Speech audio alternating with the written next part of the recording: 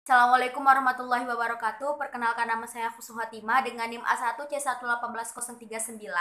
Nah, di sini saya akan menjelaskan tentang permasalahan yang ada di blog saya. Langsung saja ke permasalahan yang pertama. Itu dikatakan bahwasanya LiALH4 merupakan agen reduksi yang lebih kuat dibandingkan dengan NaBH4. Apa perbedaan yang paling signifikan di antara dua reagen tersebut dalam proses mekanisme reduksi aldehid dan keton? Nah, alasan saya memberikan permasalahan tersebut karena berdasarkan literatur yang saya baca, itu bahwasanya LiALH4 itu lebih reaktif dibandingkan dengan NaBH4.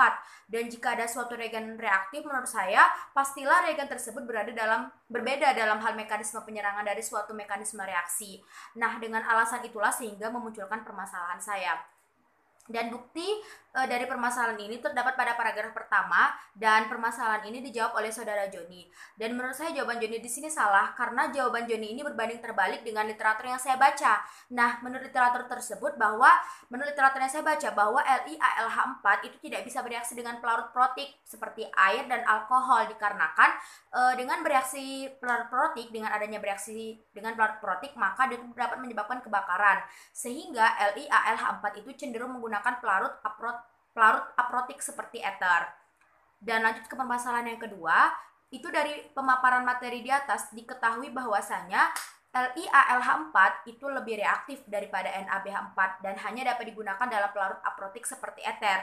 Dan kondisi yang bagaimanakah suatu reagen LiALH4 menggunakan reagen selain aprotik? Dan alasan saya mengambil permasalahan tersebut karena menurut pemaparan materi di atas itu memang dikatakan bahwa LiALH4 itu lebih reaktif dibandingkan dengan NaBH4.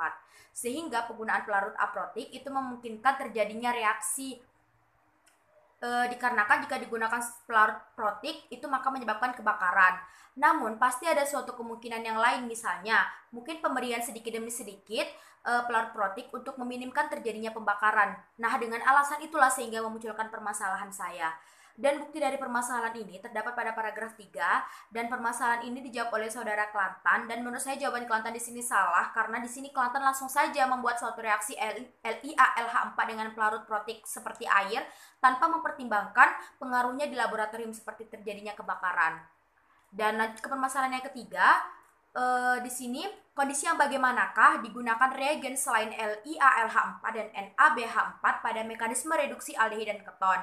Nah, alasan saya memberikan permasalahan tersebut karena berdasarkan literatur yang saya baca, itu reaksi itu lebih cenderung mekanisme reaksi reduksi aldehid dan keton itu lebih cenderung menggunakan reagen seperti LiALH4 dan NaBH4 yang mana terdapat hidrida pada kedua reagen tersebut.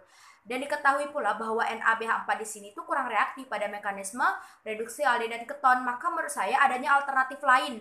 Dikarenakan adanya kurang reaktif tersebut, menurut saya pasti adanya alternatif lain sehingga mekanisme ini dapat berjalan dengan baik. Dan bukti dari permasalahan ini itu terdapat pada paragraf 1, dan permasalahan ini dijawab oleh saudara Sandi. Dan menurut saya jawaban Sandi di sini salah karena di sini Sandi tidak menjelaskan suatu kondisi yang menyebabkan suatu mekanisme reduksi aldehid dan keton sehingga reaksi tersebut harus menggunakan reagen B2H6, sehingga penjelasan Sandi di sini kurang mengena dari permasalahan yang saya beri. Dan sekian itulah penjelasan permasalahan yang ada di blog saya, dan saya akhiri dengan wabillahi taufiq wal hidayah. Wassalamualaikum warahmatullahi wabarakatuh.